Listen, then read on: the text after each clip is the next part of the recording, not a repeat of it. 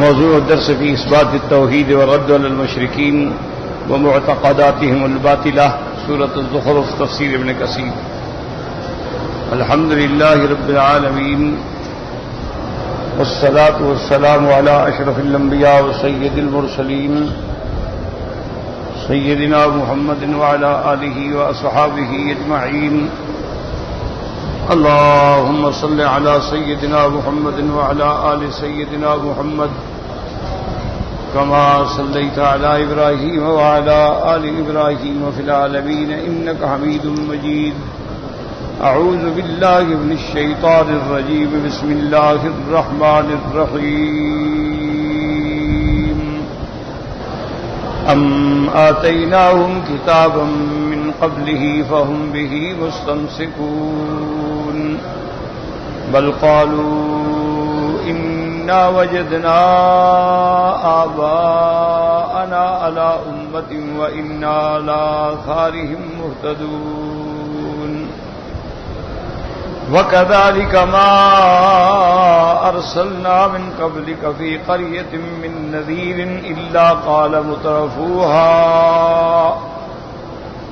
إنا وجدنا آباءنا على أمة وإنا على آثارهم مقتدون قال أولو جئتكم بأهدى مما وجدتم عليه آباءكم قالوا إنا بما أرسلتم به كافرون فانتقمنا منهم فانظر كيف كان عاقبة المكذبين. قال المؤلف رحمه الله تعالى أدام النفع بعلومه وعلومكم في الدارين آمين إلى أن قال بل قالوا إنا وجدنا آباءنا على أمة وإنا على آثارهم مهتدون أي ليس لهم مستند فيما هم فيه من الشرك سوى تقليد الآباء والأجداد بأنهم كانوا على أمة بل مراد بها الدين ها هنا. اب مفسر رحمۃ اللہ علیہ فرماتے ہیں اللہ نے فرمایا کہ ان کے پاس کوئی دلیل نہیں، یہ جو شرک کر رہے ہیں یہ ساری چیزیں سوا اس کے کہ یہ اپنے آباء و اجداد کی اندھی تقلید کرتے ہیں. کہتے ہیں کہ ہم اپنے باپ دادے کے دین پہ ہیں. امت ان کا معنی طریقہ، امت کا معنی دین. جیسے اللہ نے دوسرے مقام پہ فرمایا ان ھذہ امتکم امۃ واحدہ وقولہم انا علی آثارہم ای وراءہم. یہ کہتے ہیں آثار کا کیا معنی ہے، یعنی ہم ان کے پیچھے ان کے نقش قدم پہ چلنے والے ہیں، ان کے رستے پہ چلنے والے ہیں. دعویٰ منہم بلا دلیل، یہ ایسا دعویٰ ہے جس کی کوئی دلیل نہیں. ثم بین جل وعلا ان مقالۃ ہؤلاء سبقہم الیہا اشباہہم ونظراؤہم من الامم السالفۃ المکذبۃ للرسل تشابہت قلوبہم فقالوا مثل مقالتہم. اللہ پاک فرماتی ہیں کہ ان لوگوں کی یہ بات ایسی ہے جیسے ان سے پہلے جو کافر گزرے ہیں، جو مشرک گزرے ہیں، وہ بھی بالکل یہی بات کہتے تھے جو یہ کہہ رہے ہیں. معلوم ہوتا ہے کہ جیسے مومنوں کا مومن سے دل ملتا ہے، مشرکوں کا بھی مشرکون سے دل ملتا ہے. پہلے بھی مشرک یہی کہتے تھے کہ ہم باپ دادے کے طریقے پہ ہیں، اور آج کے مشرک بھی یہی کہتے ہیں کہ ہم اپنے باپ دادے کے طریقے پہ ہیں. كذلك ما أتى الذين من قبلهم من رسول إلا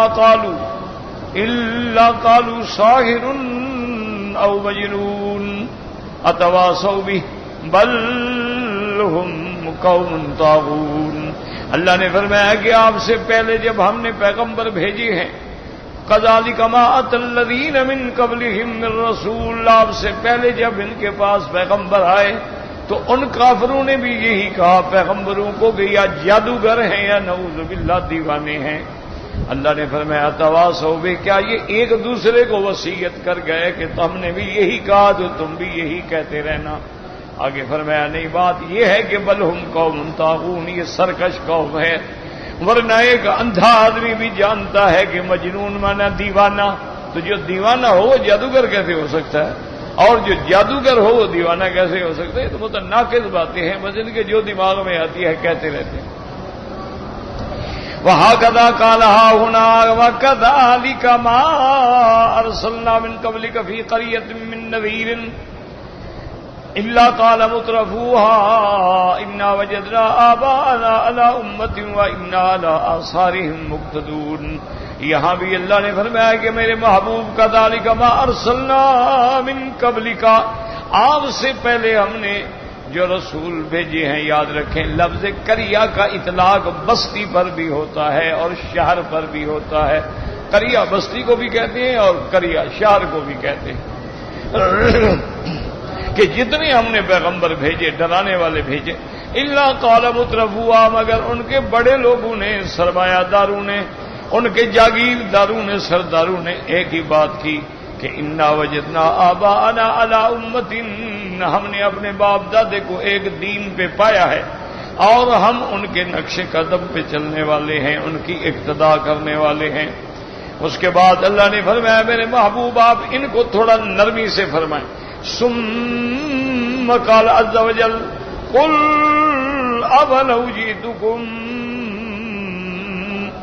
اولو جئتكم بأهدى مما وجدتم عليه آباءكم قالوا انا بما ارسلتم به کافرون۔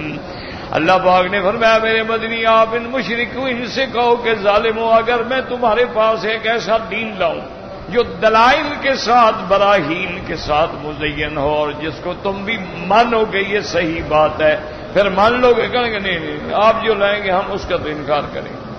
قالوا انا بما ارسلتم به کافرون فلو علموا وتيقنوا سيئة ما جئتهم به لما انقادوا لذلك لسوء قصدهم ومقابلتهم للحق واهله۔ اب مفسر فرماتے ہیں چاہے وہ مشرکین یہ بات جان بھی لیں، یقین بھی ہو جائے کہ محمد مصطفیٰ سچے ہیں، پھر بھی نہیں مانیں گے، کیوں؟ ان کے دل میں ضد ہے اور ایک اناد ہے، ورنہ یہ حقیقت ہے کہ ایک دفعہ کتابوں میں روایات میں آتا ہے کہ ابو جہل لعنہ اللہ جو سب سے بڑا دشمن ہے،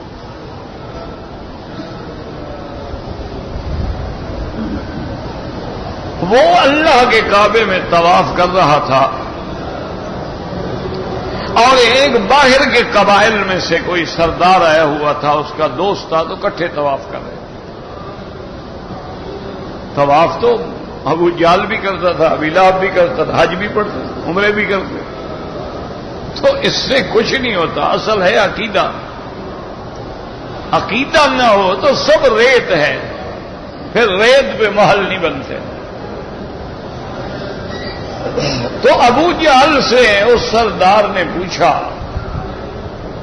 کہ ہم نے سنا ہے کہ سرزمین مکہ میں ایک نبی پیدا ہوئے ہیں حضرت محمد مصطفیٰ صلی اللہ علیہ وسلم، اور جو دعویٰ کرتے ہیں کہ میں اللہ کا رسول ہوں، اللہ کا نبی ہوں، تم یہ بات جانتے ہو؟ اس نے کہا اس مجھ سے زیادہ کون جانتا ہوگا، وہ قریش میں سے ہیں، ہم نہیں جانتے ہیں تو کون جانتا؟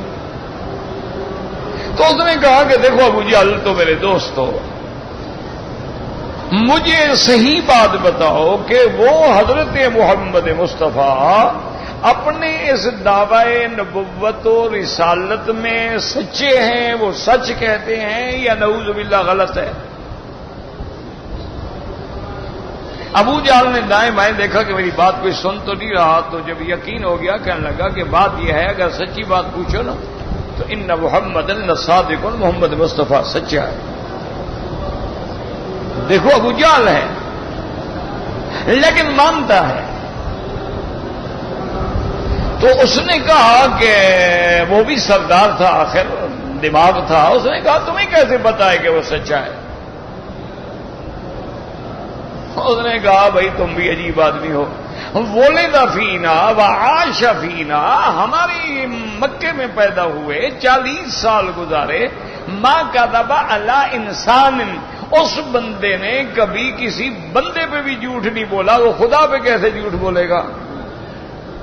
وہ تو سچا ہے۔ تو اس نے کہا عجیب بات ہے یار، اگر وہ سچا ہے تو پھر تم لوگ مان لو، پھر تم کہتے ہو سچا ہے تو سیدھی بات ہے پھر تم کلمہ پڑھ لو، اس کو نبی رسول مان لو۔ انہوں نے کہا بھائی نہیں، بات یہ ہے کہ وہ سچا ہے، لیکن ہم مانیں گے اس لیے نہیں کہ ہمارا ان کا خاندان کا مقابلہ ہے، کبھی وہ مکے کے سردار بن جاتے ہیں، کبھی ہم بن جاتے ہیں، کبھی وہ امیر بن جاتے ہیں، کبھی ہم بن جاتے ہیں۔ اب ان کو تو اللہ نے نبوت دے دی، ہم کیا کریں؟ لہذا ہماری ضد ہے، ہم مانیں گے بالکل نہیں۔ تو اس لیے یاد رکھیں کہ باطل پر جب آدمی جم جاتا ہے، وہ یہ جاننے کے باوجود بھی کہ یہ دعوت دینے والا صحیح بات کہہ رہا ہے پھر بھی نہیں مانتا۔ کیوں؟ ضد کا کیا علاج ہے دنیا میں؟ اچھا، کبھی تو ضد ہوتی ہے اور کبھی انا ہوتی ہے۔ کیا مانا؟ یعنی بڑائی ہوتی ہے کہ یار اس کی بات مان کے پھر میرا تو کچھ نہ رہا نا، میں اگر بات مان لوں تو پھر لوگ کہیں گے بھائی کمال ہے، اس کا مطلب ہے تم آج تک تو جھوٹے تھے نا۔ اسی لیے حضور صلی اللہ علیہ وسلم کے محسن ہیں، ابی طالب چچا ہیں، حضرت علی رضی اللہ تعالی عنہ کے والد ہیں، اور یہ وہ چاچا ہے کہ جس نے ساری زندگی حضور کا ساتھ دیا ہے، جس نے حضور کی تربیت کی ہے، حضور کو پالا ہے، حضور کو پوسا ہے، حضور کا بچپن، شباب، جوانی سب ابی طالب کے ساتھ گزری ہے، اور قدم قدم پہ ابی طالب نے سارے مکے والوں سے مقابلہ کیا لیکن حضور کا ساتھ نہیں چھوڑا۔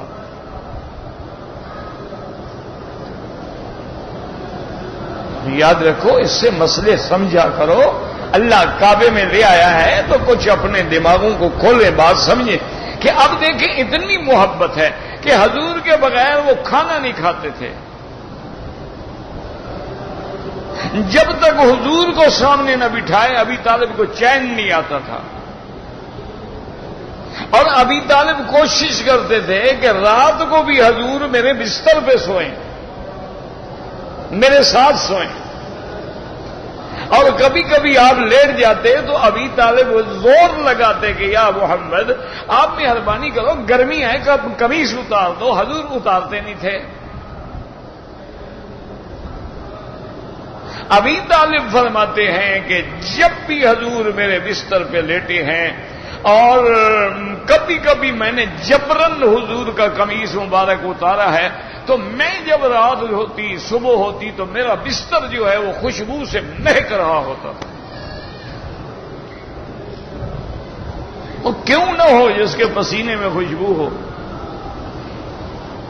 اللہ نے نبی پاک کو بدبو سے دور رکھا ہے۔ حضور کے پسینے مبارک میں بھی خوشبو۔ صحیح سیاہ ستہ کی حدیث ہے کہ حضور ایک چٹائی پہ لیٹے ہوئے تھے، اور بی بی ام سلیم جو ہے کپاس لے کر حضور کے پسینہ مبارک آپ کے بدن سے ایستا ایستا وہ اس کپاس میں لیتی اور پھر ایک شیشی میں نچوڑ دیتی۔ جب حضور اٹھے تو فرمایا ماذا تصنعین، یہ کیا کر رہی ہو؟ انہوں نے کہا حضور آپ کا پسینہ جمع کر رہی ہوں۔ آپ نے پوچھا کیا وجہ ہے؟ اس نے کہا یا رسول اللہ، بڑے لوگوں والے جو اولادیں ہیں وہ تو عود اور عنبر اور مشک کے عطر لگاتے ہیں، غریب لوگ ہیں کہاں سے خریدیں؟ ہم آپ کے پسینے کو جمع کر لیتے ہیں، اپنے بچوں پہ یہی مل دیتے ہیں، لیکن وہ جس مجلس میں جاتے ہیں ساری مجلس کے تمام خوشبوئیں ماند پڑ جاتی ہیں اور یہ خوشبو غالب آ جاتی ہے۔ صلی اللہ علیہ وعلا آلہ واصحابہ وسلم تسلیما کثیرا کثیرا۔ اللہ کے کروڑوں صلاۃ و سلام ہوں۔ اسی لیے صحابہ فرماتے ہیں کہ اگر سرکار دو عالم کسی گلی سے گزر جاتے تھے تو ہمیں پوچھنا نہیں پڑتا تھا، اس گلی میں آپ کی خوشبو رہ جاتی تھی جو ہمیں بتاتی تھی کہ یہاں سے حضور گزرے ہیں۔ صلی اللہ علیہ وعلا آلہ واصحابہ وسلم تسلیما کثیرا کثیرا۔ اللہ کے کروڑوں صلاۃ و سلام ہوں میرے آقا پہ۔ اور کیوں نہ ہو یہ شان جس کو اللہ نے امام الانبیاء بنایا ہو، جس کو اللہ نے افضل الخلائق بنایا ہو، جس کو اللہ تبارک و تعالی نے قیامت والے دن لواء الحمد کا پرچم پکڑانا ہے، جس کو اللہ نے مقام محمود پہ بٹھانا ہے، جس کو اللہ نے تمام مخلوق کے لیے شفاعت کرنے والا بنانا ہے، اس کی شان نہیں ہوگی تو کس کی شان؟ صلی اللہ علیہ وعلی آلہ واصحابہ وسلم۔ تو ابی طالب جیسا محسن چاچا، یعنی قدم قدم پہ اس نے ساتھ دیا، جب بھی قریش نے مقابلہ کیا ابی طالب حضور کے ساتھ کھڑے۔ اب موت کا وقت آ گیا تو یاد رکھو میرے کہنے کا مقصد تھا، مسئلہ سمجھو۔ بعض لوگ کہہ دیتے ہیں جی ہمیں حضور سے محبت ہے، حضور سے محبت ہے، ہم اس لیے میلاد مناتے ہیں، ہم اس لیے رجبی مناتے ہیں۔ محبت ہے، اور محبت میں عقیدہ نہیں ہوگا تو محبت کیا کرے گی؟ محبت بھی تو تب کام آئے گی کہ میرے عقیدہ تو ٹھیک ہو نا۔ ورنہ دنیا میں بڑے بڑے کافر گزرے ہیں جن کو حضور سے محبت تھی، دنیا میں بڑے بڑے ہندو گزرے ہیں جنہوں نے حضور کی شان میں کتابیں لکھی ہیں۔ آپ کے ملک میں بھی ایک بہت بڑا ہندو ہوتے تھے، ایل کے گابا، بہت بڑا بیرسٹر تھا، اس نے کتاب لکھی تھی، پھر اللہ نے اس کو مسلمان بھی کر دیا۔ اچھا، اسی طرح برنارڈ شاہ ہے اور بڑے بڑے لوگ ہیں، ہندو ہیں، یہودی ہیں، عیسائی ہیں، نصرانی ہیں۔ ابھی اسی زمانے میں، پرانی باتوں کو چلو رہنے دیں، اسی دور میں ایک نصرانی نے کتاب لکھی ہے کہ مشاہیر عالم کے دنیا میں سب سے بڑی شخصیتیں، 100 شخصیتیں کون کون سی گزری ہیں۔ اس کتاب میں پہلے نمبر پہ اس نے حضرت محمد رسول اللہ کو لکھا۔ لکھنے والا عیسائی ہے، نصرانی ہے۔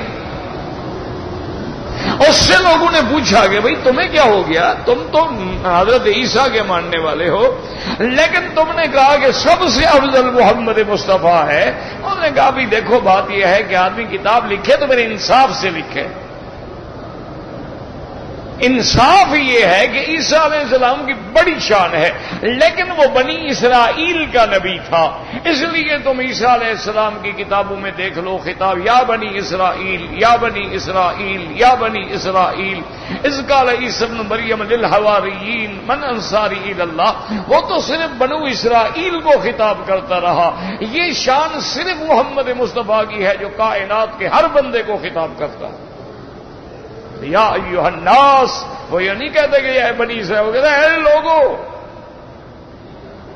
انسان تمام دنیا کے انسانوں کو مخاطب کرتا ہے، تمام دنیا کے جنوں کو مخاطب کرتا ہے۔ یا معشر الجن والانس ان استطعتم ان تنفذوا من اقطار السماوات والارض، ہر جگہ اس کا خطاب ہے یا ایھا الناس یا ایھا الناس یا ایھا الناس۔ تو آپ کی نبوت ایک عالمی نبوت ہے، آپ کی دعوت ایک عالمی دعوت ہے، آپ کی رسالت ایک عالمی رسالت ہے۔ وہ رسالت حضرت عیسیٰ کی تو نہیں، وہ تو بنو اسرائیل کی طرف بھیجے گئے تھے۔ تو ماننے والے، لیکن کیا ہے وہ مسلمان ہو جائے، تعریف کرنے سے بندہ مسلمان تھوڑا ہو جاتا۔ جب تک عقیدہ نہ ہو تو محبت بھی کام نہیں آئے گی۔ عقیدہ صحیح ہو اور پھر محبت ہو۔ یاد رکھو، عقیدہ درست ہو اور پھر حضور سے محبت ہو۔ اگر محبت نہ ہو تو وہ تو مسلمان ہی نہیں، وہ تو کافر ہے، وہ تو مومن ہو نہیں سکتا۔ کہ ساری کائنات میں محبوب حضرت محمد مصطفیٰ کی ذات ہو۔ کیا مانا؟ ساری دنیا ایک طرف ہے، فرمان محمد ایک طرف۔ ساری دنیا کہتی ہے کہ جناب یہ کام کر لو، اللہ کا نبی کہتا ہے نہیں تو بس نہیں۔ اب یہ محبت تو نہیں ہے نا کہ تم کعبہ شریف کے چاروں کونوں کو ہاتھ لگانا شروع کر دو اور بوسے دینے شروع کر دو، کیوں؟ یہ محبت ہے ہمیں کعبہ شریف سے۔ یہ محبت نہیں ہوتی، یہ جہالت ہے۔ اگر یہ محبت ہوتی تو کیا حضور پاک کے دل میں محبت نہیں تھی؟ محبت یہ ہے کہ جہاں سرکار نے بوسہ دیا ہے وہاں بوسہ دینا سنت ہے، جہاں ہاتھ لگایا ہے وہاں ہاتھ لگانا سنت ہے، اور جہاں آپ نے ہاتھ نہیں لگایا وہاں نہ لگانا سنت ہے۔ محبت کا معنی یہ ہوتا ہے، یہ نہیں ہوتا کہ تم اپنی طرف سے عشق گھڑتے رہو اور نظمیں گھڑتے رہو اور جناب حضور کی تعریف میں نعتیں پڑھتے رہو، اور نعت خانیوں کے اندر طبلہ بھی ہے اور باجا بھی ہے اور جناب آلات موسیقہ بھی ہیں اور فلمی دھنوں پہ نبی پاک کی نظمیں پڑھی جا رہی ہیں۔ خدا کا خوف کرو، اللہ سے ڈرو، قیامت میں خدا کو کیا جواب دو؟ چلو ہم مولویوں کی تو نہ مانو، ٹھیک ہے تمہاری، لیکن آخر مرنا بھی تو ہے نا کہ نہیں مرنا؟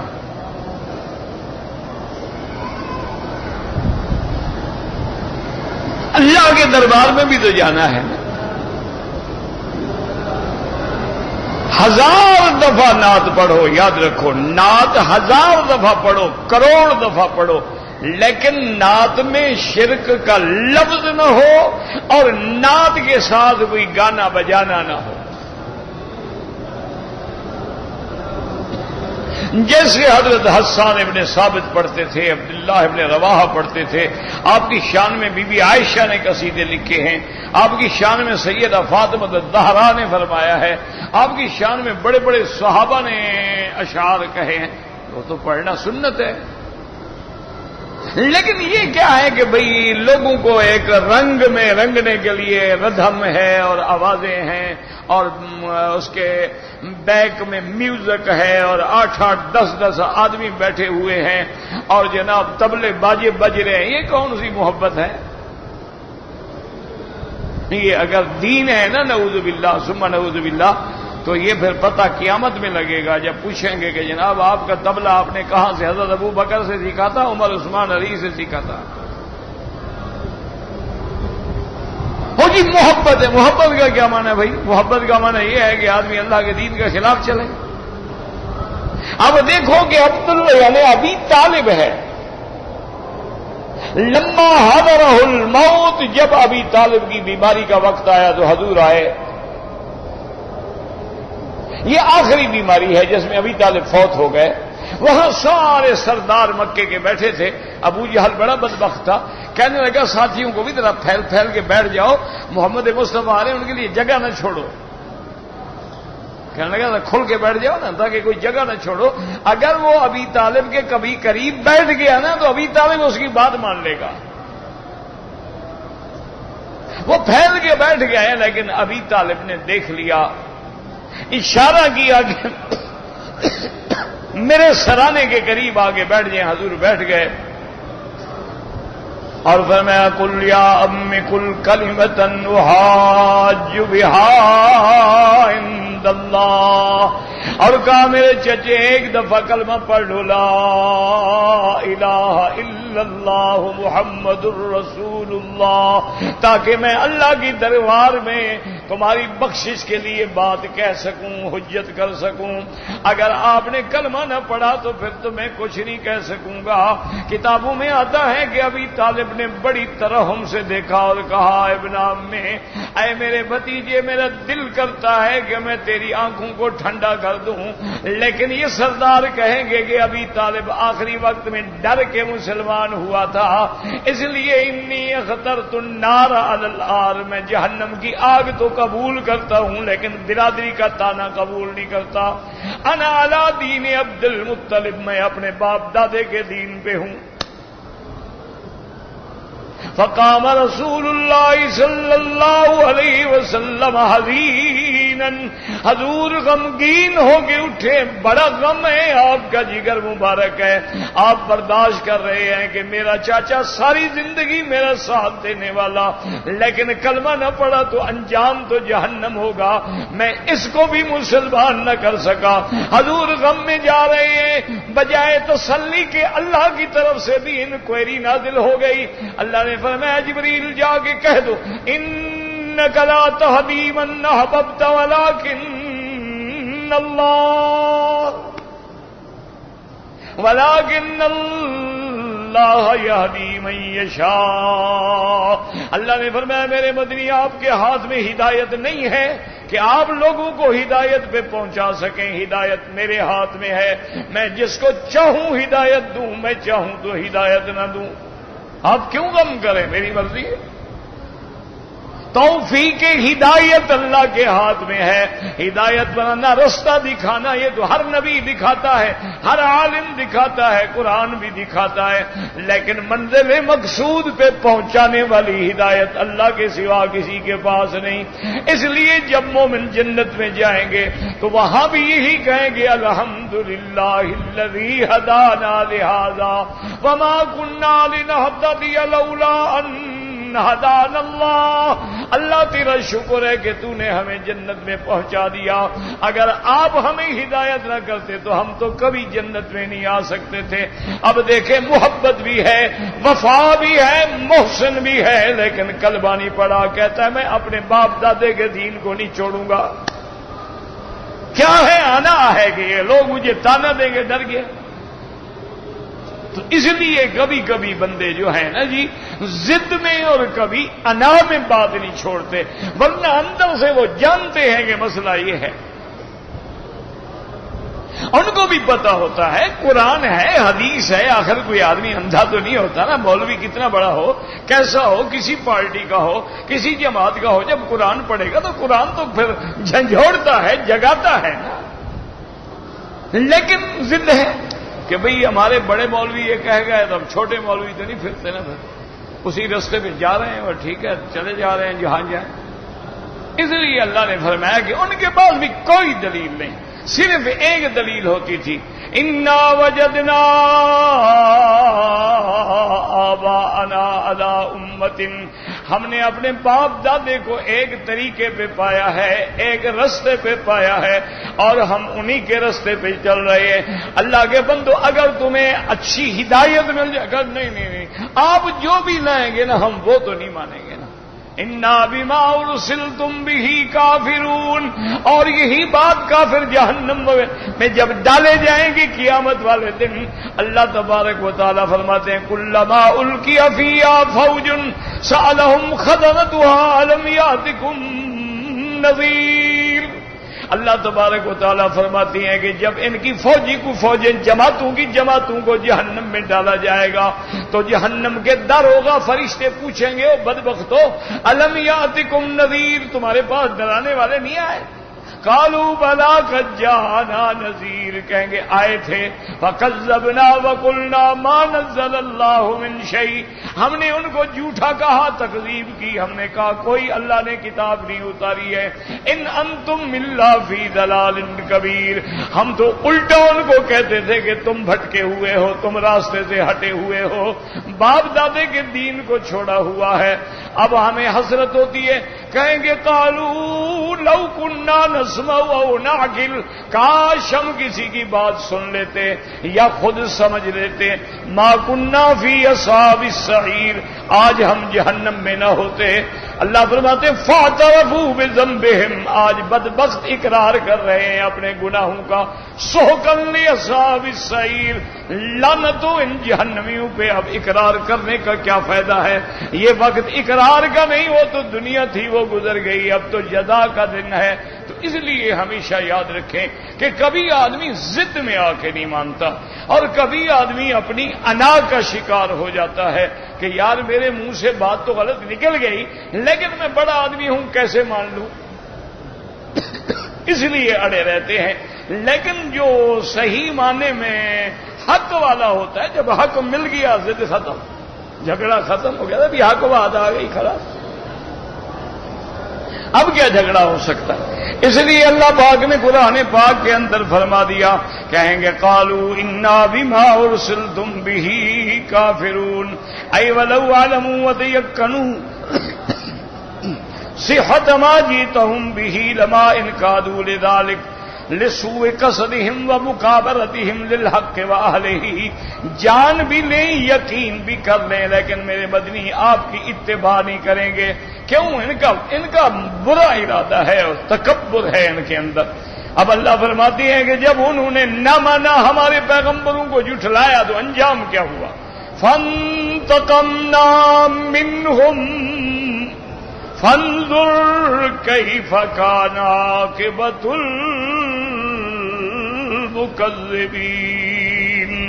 اللہ فرماتے ہیں کہ پھر ہم نے بھی ان سے بدلہ لیا، اپنے نبیوں کا بدلہ لیا، اور پھر ہم نے ان کو ایسا عذاب دیا قیامت تک عبرت بن گئے.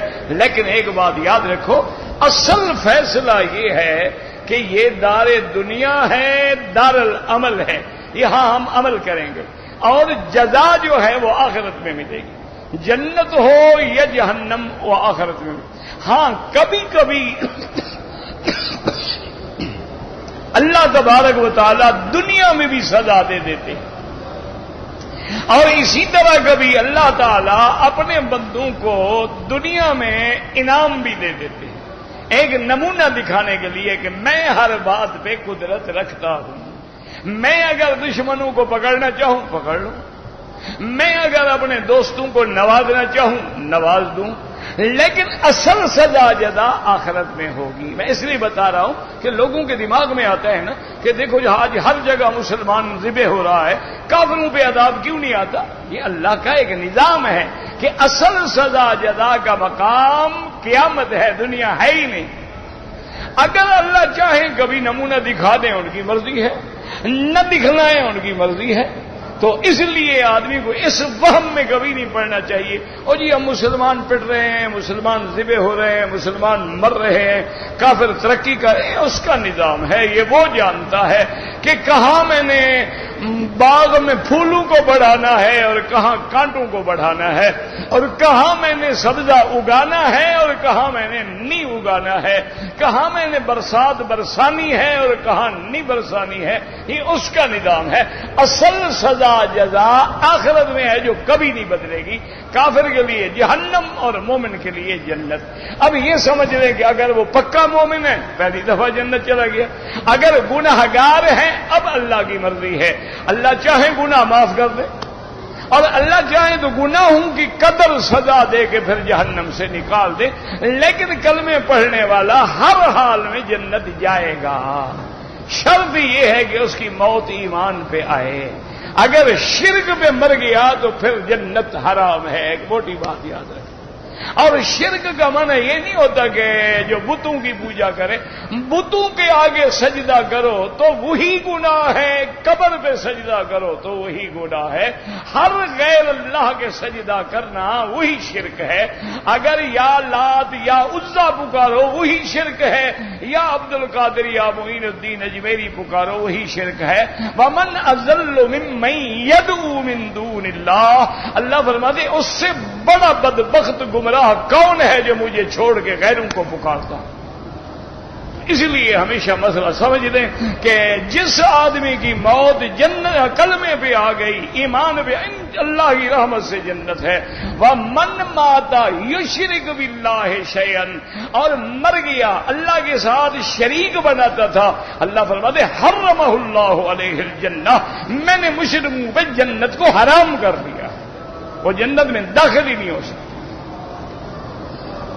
اس لیے اللہ فرماتے ہیں کہ میرے مدنی آپ ان کو چیلنج کریں کہ دیکھو ہم نے پھر کیسے دشمنوں سے انتقام لیا ہے. قوم عاد ہے، قوم سمود ہے، قوم لوط ہے. یہ جائیں، یہ روز جاتے ہیں، شام جاتے ہیں، یمن جاتے ہیں، یہ کوئی دور کی جگہ تو نہیں ہے. لوط کی قوم پہ جب عذاب آیا تھا یہ اردن کے قریب ہے، جس کو آج کل اردن کہتے ہیں، ملک ہے اردن، اس کو جارڈن بھی کہتے ہیں، اردن بھی کہتے ہیں. وہاں ہے بحر المیت، ابھی تک وہ سمندر کا ٹکڑا موجود ہے. وہ زمین سے جو پانی نکل آیا تھا وہ ایسا پانی ہے جس میں آج بھی کوئی زندہ چیز جو ہے زندہ نہیں رہ سکتی. یعنی اس کے عذاب کا اثر اتنا باقی ہے کہ اس پانی میں کوئی زندہ چیز زندہ ہی نہیں رہ سکتی ہے. یہ قوم لوط پر جب عذاب آیا تھا. اسی طرح قوم عاد و سمود جو ہے، مدینہ سے جب آپ شام کی طرف جائیں تو راستے کے اندر ان کے آثار ہیں، قلعے ہیں، دیواریں ہیں. اسی طرح جب ہاتھیوں پہ عذاب آیا تھا، جب مینا ختم ہوتا ہے، مزدلفہ کے شروع ہونے سے پہلے وادی محصر ہے. اس لیے اللہ فرماتے ہیں فانتقمنا منہم، ہم نے ان سے انتقام لیا. فانظر انظر کیف کان عاقبۃ المکذبین، اے کیف بادوا وہلکوا وکیف نجی اللہ المؤمنین، کیسے ہم نے ان کو ہلاک کیا، کیسے عذاب دیا اور کیسے ایمان والوں کو نجات دی۔ اللہ ہمیں اپنے عذاب سے نجات عطا فرما۔ یا اللہ نسألک رضاک والجنۃ ونعوذ بک من سخطک والنار۔ یا اللہ اجعل آخر کلامنا لا الہ الا اللہ محمد الرسول اللہ۔ دعا کیا کرو اللہ ہر مسلمان کا خاتمہ کلمہ توحید پہ کرے، اور دعا کیا کرو حالات بڑے روز بروز بگڑ رہے ہیں، اللہ پاکستان پہ رحم فرما دے۔ اللہ مسلمان عرب میں ہے یا عجم میں ہے، جس ملک میں بھی ہے اللہ مسلمانوں کے گناہ معاف فرما دے۔ یا اللہ ان کی جان مال آبرو عزت کی حفاظت فرما دے۔ مولا ہماری ذلت کا یہ عالم ہے کہ آج قبلہ اول میں یہودی لڑکیاں سکرٹ پہن کے ناچتی ہیں۔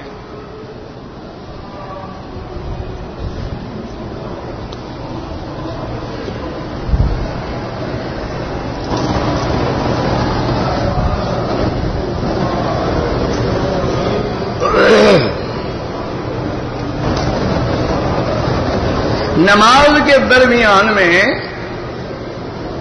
چوڑی ہو جائے، چوڑی کیا پتہ نہیں کیا لکھا ہے، چوڑی ہو جائے، چوڑی ہو جائے، چوری ہو جائے، کو پتہ لگے تو جواب دینا آدمی۔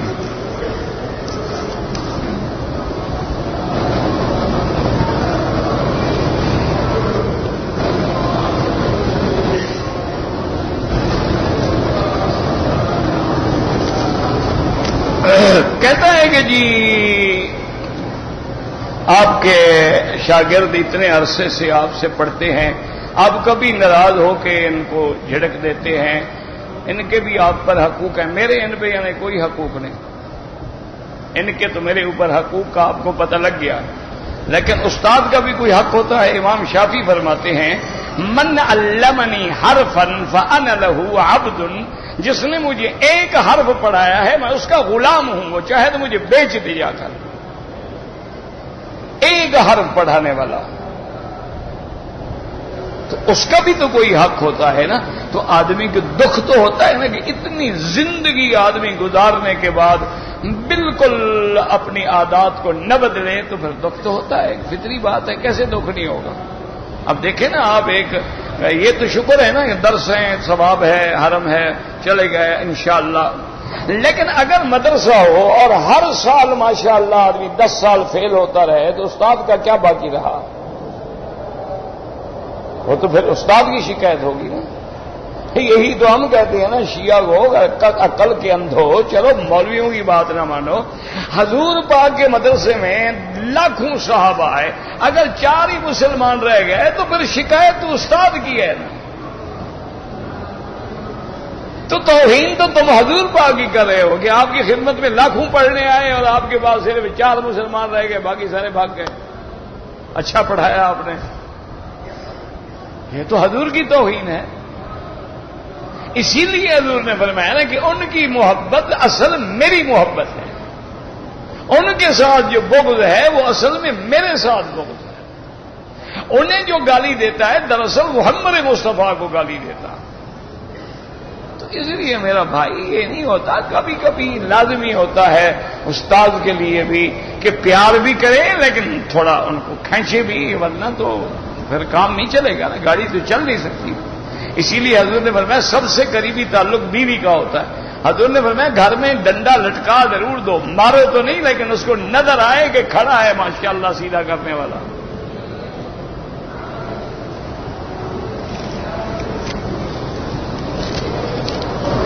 قبرستان کے جا کر والدین کے لیے قرآن پڑھیں، یہاں پڑھو ثواب اللہ نے دینا ہے، قبرستان میں تم کوئی اندر ہاتھ ڈال کے پہنچاؤ گے نہیں، قبرستان پہ جو جا کے پڑھو یعنی وہ قریب ہوگا، تم پڑھنے کے بعد ثواب کی گٹھڑی باندھ کے کہو گے ابا جان پکڑ لو،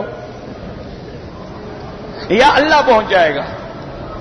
اور اگر اللہ نے پہنچانا ہے جہاں بیٹھ کے پڑھو اللہ پہنچانے، باقاعدہ تمہارا ثواب جاتا ہے. بلکہ جب ارواح اکٹھے ہوتے ہیں تو پوچھتے ہیں وہ ایک دوسرے سے، اور یار تمہارے پاس بھی ہدیہ آیا؟ وہ کہتے ہیں یار مجھے کسی نے کوئی دعا بھی نہیں کی. اور جن کی اولاد دعائیں کرتی ہے، ختم پڑھتی ہے، خیراتیں کرتے، وہ کہہ رہے ہیں نہیں آج تو میرے بچیوں نے بہت کچھ بھیجا ہے.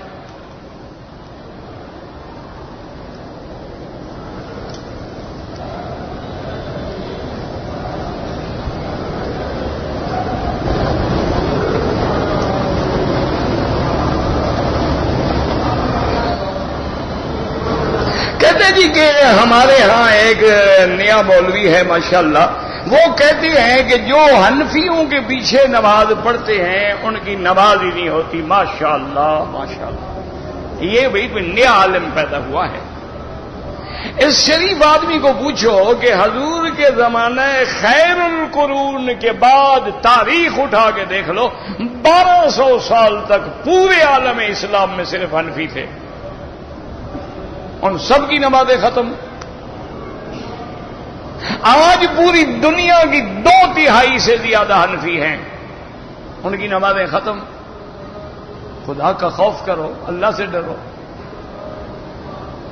اللہ تبارک و تعالیٰ کا دل میں خوف لے. یعنی پورے بنو عباس، بنو امیہ کے دور کے آپ دیکھتے چلے ہیں، خلافت عثمانیہ ہے، دور مغلیہ ہے، دور امامان ہے، یہ سارے ادوار جتنے ہیں ہر جگہ پورے عالم اسلام میں قاضی حنفی تھے. تمام علماء احناف تھے. اب بھی آپ دیکھ لیں گے ماورا النہر، حتیٰ کہ جہاں امام بخاری رحمت اللہ علیہ جلالت شان کے باوجود بخارا جہاں وہ پیدا ہوئے، جہاں زندگی گزاری، وہاں مسلک ابو حنیفہ کا ہے، حنفی ہے بخاری سارے. تاشکند ہے، بخارا ہے، تاجکستان ہے، ازبکستان ہے، ازبکستان ہے، یہ آپ کا ہند ہے، افغان ہے، کون ہے؟ ان سب کی نمازیں باطل. انا للہ و انا الیہ راجعون. اور اگر نماز نہیں ہوتی تو سیدھی بات کرو کہ کافر ہیں. جب نماز نہیں تو ایمان کہاں رہا؟ اور نماز صرف تمہاری ہوتی ہے، یہ پوری دنیا میں 1% نہیں، 0.00% بھی نہیں ہو. عجیب بات ہے. انا للہ و انا الیہ. یاد رکھو سب مسلمانوں کی الحمدللہ نماز ہوتی ہے. حنفی ہے، شافعی ہے، مالکی ہے، حنبلی ہے، اہل حدیث ہے. ہم الحمدللہ کسی کی نماز پہ اعتراض نہیں کرتے. جو بھی پڑھ رہا ہے اللہ کے شکر سے سب کی نمازیں ہوتی ہیں. اور ہر مسلک والے کے پاس دلائل ہیں، حجت ہے، حدیث ہے، لیکن بحث کی ضرورت ہی نہیں ہے. کسی نے آج تک دنیا میں ایک بندہ پیدا نہیں ہوا جس نے کہا ہو حنفی نے کہ شافعی کی نماز نہیں ہوتی، یا شافعی نے کہا ہو کہ حنفی کی نماز نہیں ہوتی، یا حنبلی نے کہا ہو کہ حنفی کی نماز نہیں ہوتی. یہ تو صدیوں میں بھی ایک آدمی پیدا نہیں ہوا. یہ تو آج کل ہمارے نوجوان 3 کتابیں پڑھ لیتے ہیں، سمجھتے ہیں ہم عالم ہو گئے. حالانکہ ان شریف آدمی کو یہ بھی پتہ نہیں ہوتا. میرے ساتھ ایک نوجوان کہتے جی حدیث بخاری شریف میں ہے. میں نے کہا دیکھو بحث نہ کرو، تم عالم ہو، میں طالب ہوں. مجھے کتاب بخاری شریف کا نام بتا دو، اس کتاب کا نام کیا ہے؟ تم سچے میں جھوٹا. کہتا ہے جی بخاری شریف. ہوتا عقل کرو، بخاری شریف تو کوئی نام نہیں ہوتا نا. کتاب کا نام بخاری شریف کیسے ہو گیا؟ بخارا تو ایک جگہ کا نام ہے. اب کتاب کا نام اگر مولوی مکی لکھے تو مکی شریف تو نہیں ہو جائے گا نا. کتاب کا تو کوئی اور نام ہوگا نا. میں نے کہا تم کتاب کا صرف مجھے نام بتا دو، تم مسئلے میں سچے میں جھوٹا. وہ جناب الٹا لٹک گیا، آتا ہی نہیں تھا. جب تمہیں کتاب کا نام نہیں آتا تو حدیث کیسے سمجھ لی تم نے؟ تمہیں تو یہ بھی پتہ نہیں ہے کہ بخاری شریف کا نام کیا ہے. کہہ دیں گے جی بخاری شریف ہے. بھائی نام تو بتاؤ نا، بخاری شریف کتاب کا نام کیا ہے؟ انا للہ و انا الیہ. بس دعا کرو اللہ ہدایت دے.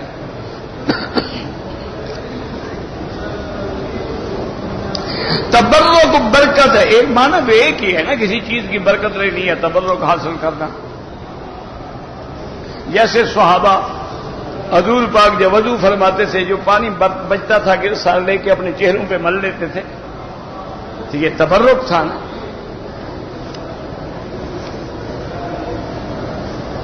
عصر کے بعد طواف کرے اور 2 رکعت نفل بھی پڑھ لی تو کوئی حرج نہیں اللہ کے بندے، کوئی کفر اسلام کے جھگڑے نہیں ہیں۔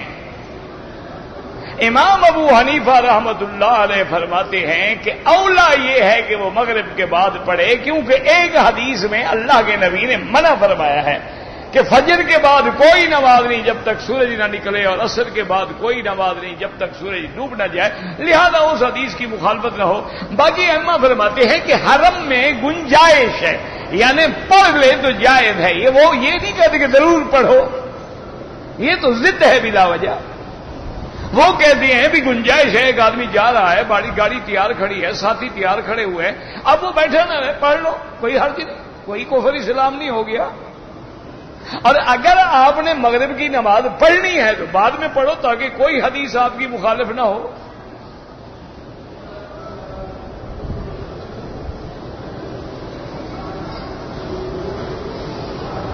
کہتے ہیں کہ مرغی مشین سے کاٹی جاتی ہے، اب میں بھلا کو مرغی خانے میں کام کرتا ہوں، اب بتاؤ ان کو میں کیا کروں؟ اللہ کے بندے، جو سعودی عرب کی کمپنیاں ہیں وہ ان کا ذبیحہ 100% حلال ہے، ہم نے اپنے آنکھوں سے دیکھا ہے۔ تمہیں اگر شبہ ہو تو عزیزیہ میں چلے جاؤ، فقیہ کا باقاعدہ مذبح ہے، وہاں مرغیاں ایسے چل رہی ہوتی ہیں، بندے کھڑے ہیں باقاعدہ ذبح کرتے ہیں پکڑ کے۔ جو مرغیاں باہر سے آتی ہیں ان کا کوئی اعتبار نہیں۔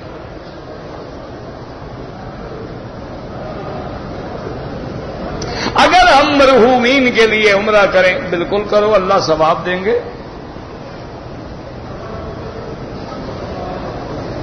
کہتے جی کہ اگر امام سورت فاتحہ پڑھ رہے ہیں تو مقتدی، اللہ کا قرآن کہتا ہے کہ جب قرآن پڑھا جائے چپ کرو اور سنو، یہ قرآن کا فیصلہ ہے اور یہی نبی کا فیصلہ ہے۔ آپ فرماتے ہیں، مسلم کی حدیث ہے، اذا قرأ فانصتوا، جب امام پڑھے تم چپ کرو۔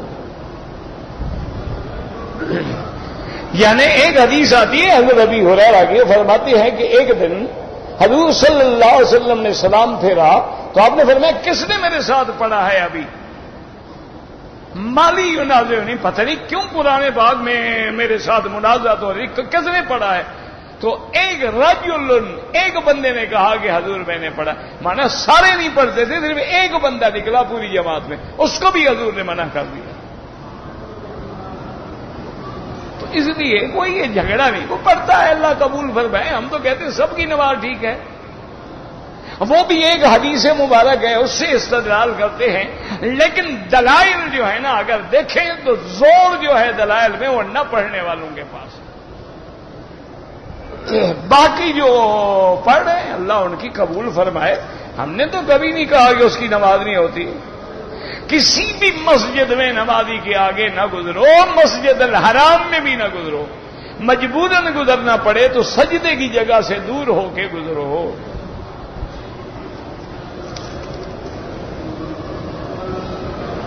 خانہ کعبہ کے غلاف کو چومنا بدعت ہے، حجر اسود کو چومنا سنت ہے۔ یہ غلاف تو ابھی ڈالا ہے اس حکومت نے، یہ حضور پاک نے ڈالا تھا۔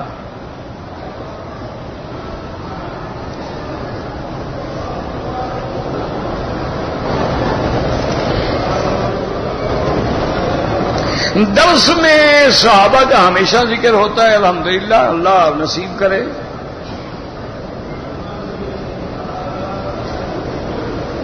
ایک صاحب کے گھر میں بعض لوگ کام کرنے والے ملازم ہیں لیکن غریب ہیں، ان کو زکوٰۃ دے سکتے ہو، لیکن زکوٰۃ تنخواہ میں نہ دے دینا، اور اس لیے بھی زکوٰۃ نہ دے دینا کہ پیسے دوں گا تو زیادہ کام کریں گے، پھر حرام ہے۔ زکوٰۃ تو فرض ہے تمہارا، تم نے دینی ہی دینی ہے۔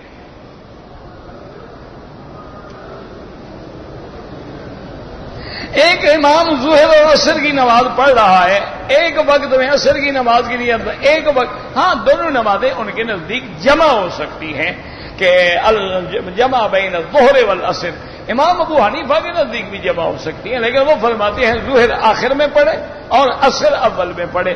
ان کے بعد بھی حدیث ہے کہ حضور سفر میں آ رہے تھے، صحابہ نے کہا یا رسول اللہ الصلاۃ، نماز کا وقت ہو گیا، آپ نے انہیں الصلاۃ امامکم، اور آگے چلو آگے چلو۔ پھر انہوں نے کہا یا رسول اللہ اب تو کافی دیر ہو گئی ہے، نماز کا وقت ہو رہا ہے، آپ نے فرمایا اور آگے چلو۔ پھر انہوں نے تیسری دفعہ یاد دلایا رسول اللہ نماز، آپ نے فرمایا اور آگے چلو، تو ظہر کو آپ نے آخر میں پڑھا اور عصر کو آپ نے اول میں پڑھا، تو دونوں نمازیں اپنے اپنے وقت میں بھی ہوئیں، جمع بھی ہو گئی۔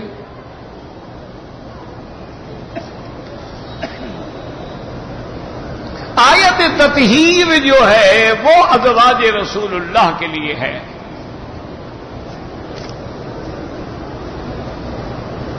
سنت کو ترک کرنے سے گناہ ہوتا ہے، یہ نہیں کہ گناہ ہے کبیرہ ہے، سنت کے مقام ہے۔ مثلا آپ دیکھیں 4 رکعت نماز عشاء سے پہلے پڑھنا سنت ہے، لیکن کوئی نہ پڑھے کوئی گناہ نہیں، چونکہ یہ سنت موقدہ نہیں۔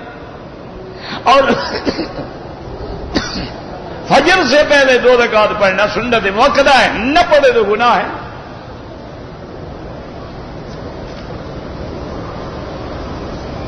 بی بی زینب کی بیٹی تھی چھوٹی، وہ حضور کے کندھے پہ سوار تھی۔ اگر آدمی 4 یا 5 طواف اکٹھے کر لے، بعد میں 2 رکعت پڑھ لے، بالکل جائز ہے۔ زکات کیسے فرض ہوتی ہے؟ جب تمہارے پاس 7.25 تولے سونا یا اس کے برابر پیسہ یا اس کے برابر جائیداد یا 52.5 تولے چاندی یا اس کے برابر پیسے ہو جائیں، خرچ ورچ نکال کے تو آپ کا نصاب زکات واجب ہو گئی۔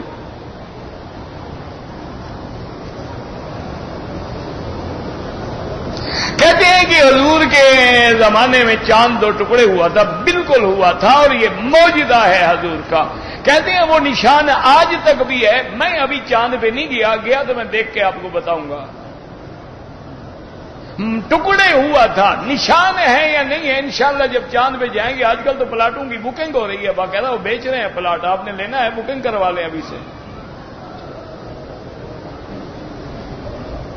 سائنسدان کہتے ہیں کہ پوری دنیا گھومتی رہتی ہے، تو پھر آپ کبھی پاکستان ہوتے، کبھی افغانستان ہوتے، کبھی عربستان ہوتے، آپ تو ایک ہی جگہ رہتے ہیں، گھومتی کیسے رہتی ہے؟ آپ کعبے کے گرد گھومتے ہیں کہ کعبہ گھوم رہا ہے؟ ان چکروں میں نہ پڑو، بس جو قرآن کہتا ہے وہ ٹھیک ہے۔ بیت اللہ کے شریف کی طرف ٹانگیں پھیلانا اگر تمہارے ہاں یہ عیب ہے بالکل نہ پھیلاؤ، لیکن بعض ملکوں میں یہ چیز عیب شمار ہی نہیں ہوتی، تو ان کے نزدیک پھر توہین ہے ہی نہیں۔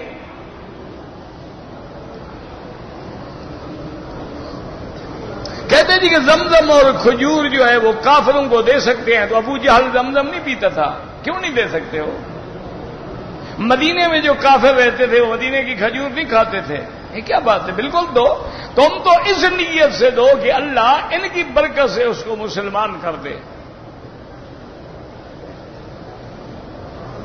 جو بچہ ماں کے پیٹ میں فوت ہو جائے اس کے لیے کوئی جنازہ نہیں، کچھ نہیں، دفن کر دو۔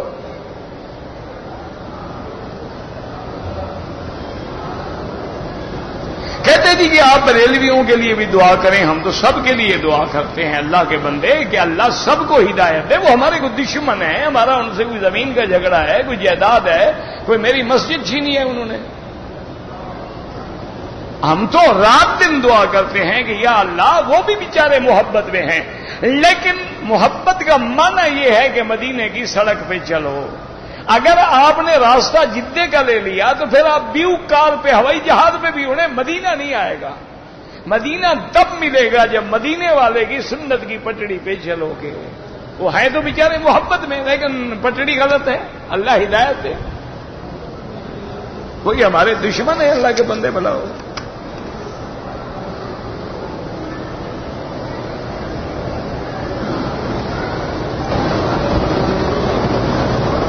میں نے عمرے کی نیت کی، نفل پڑی، گھر سے نکلی، گاڑی نہیں ملی، میں نے احرام کھول دیا، 5 منٹ کے بعد پتہ چلا کہ نہیں کھولنا چاہیے تھا، میں نے احرام باندھ دیا۔ پہلے میری بیٹی عورت کا نہ احرام ہوتا ہے، نہ باندھا جاتا ہے، نہ کھولا جاتا ہے، پتہ نہیں کون سا احرام تم نے باندھا تھا، چادریں باندھ کے نکلی تھی تم گھر سے۔ یہ جو رومال باندھتے ہیں یہ تم لوگوں نے خود بنایا ہوا ہے، شریعت میں تو اس کا کوئی حکم نہیں۔ عورت جو کپڑے پہنے بیٹھی ہے بس یہی احرام ہے۔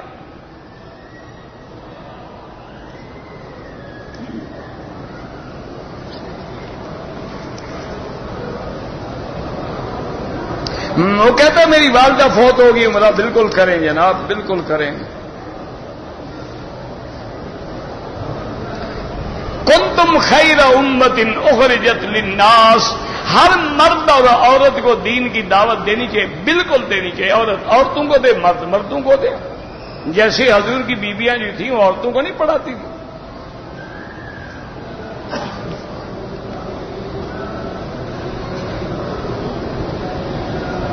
میری ایک بیٹی ہے، بیمار ہے، اللہ شفا عطا فرمائے. اور اس کا دیکھیں میرا بھائی، یہ آج کل جو ہے نا میڈیکل سائنس بھی بڑی ایڈوانس ہے. اس کا چیک اپ کرائیں کہ اس کے دل میں کیا پرابلم ہے. ایسے صرف باتوں پہ نہ رہیں، علاج بھی کرائیں، دعا بھی کریں.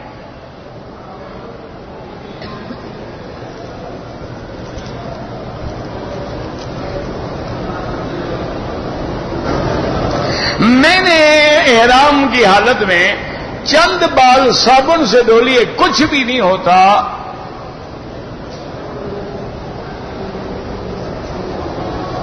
ہر طواف کے بعد 2 رکعت ہر حال میں لازم ہے. امام ابو حنیفہ کے نزدیک تو واجب ہے، باقی ائمہ کے نزدیک سنت ہیں. نماز کی حالت میں نہ نظر سجدے والی جگہ پہ رکھے. مردے کو نہلانا بالکل سنت ہے.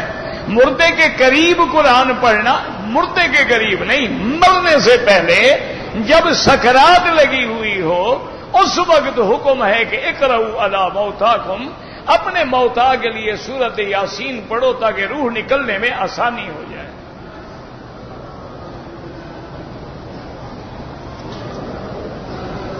عورت محرم کے بغیر طواف کر سکتی ہے، بالکل کر سکتی ہے، سفر نہیں کر سکتی. اب یہ تو نہیں کہ طواف میں بھی رسی پکڑ کے تمہارے ساتھ رہے.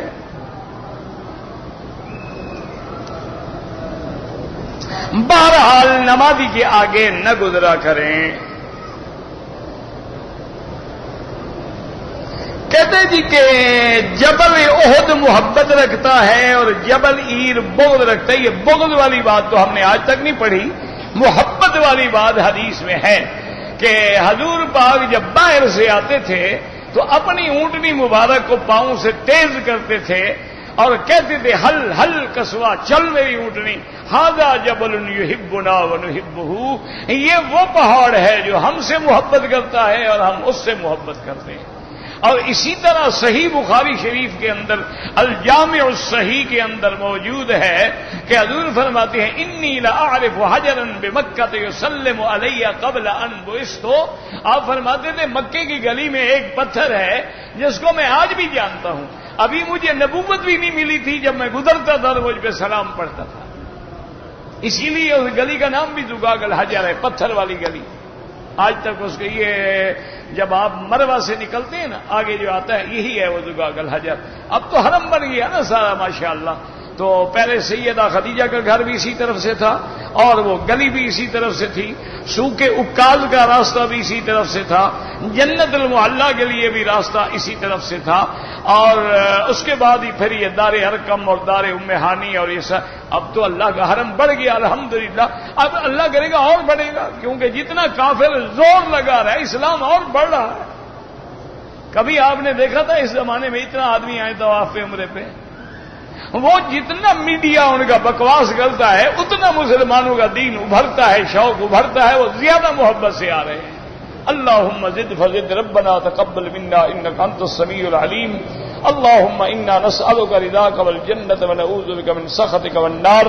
اللهم لا تدع لنا ذنبا الا غفرته ولا هما الا فرجته ولا عيبا الا سترته ولا كربا الا نفسته ولا ضالا الا هديته ولا فسادا الا اصلحته ولا مريضا الا شافيته ولا ميتا الا رحمته ولا حيا الا هديته ولا اسيرا الا يسرته